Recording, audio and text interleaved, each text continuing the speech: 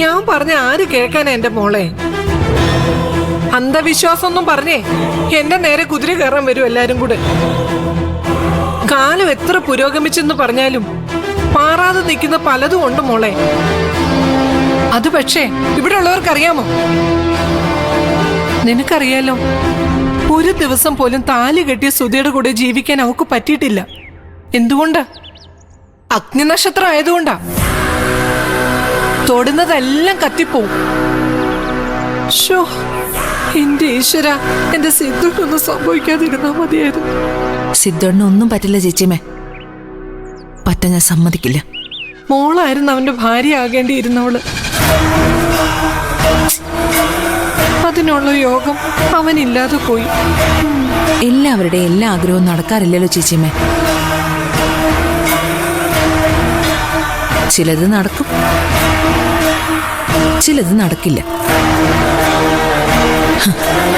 എന്റെ കഷ്ടകാലത്തിന് ഞാൻ രണ്ടാമത്തെ വിഭാഗത്തിൽ പെട്ടുപോയി. സഹിക്കാം, അല്ലാതെ എന്ത് ചെയ്യാനാ? ഈ കല്യാണം എങ്ങനെയെങ്കിലും മുടങ്ങണം, അതാ എന്റെ ആഗ്രഹം.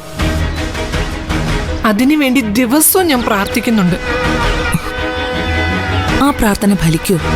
ആ, അങ്ങനെ പെട്ടെന്നൊന്നും എന്നെ തള്ളിക്കളയാറില്ല ഞാൻ പ്രാർത്ഥിക്കുന്ന ദൈവങ്ങള്. എന്നാ പ്രാർത്ഥന മുടക്കണ്ട. നോക്കാലോ ഇത്തവണ ചേച്ചിയമ്മയുടെ ദൈവങ്ങള് സഹായിക്കുന്നുണ്ടോന്ന്.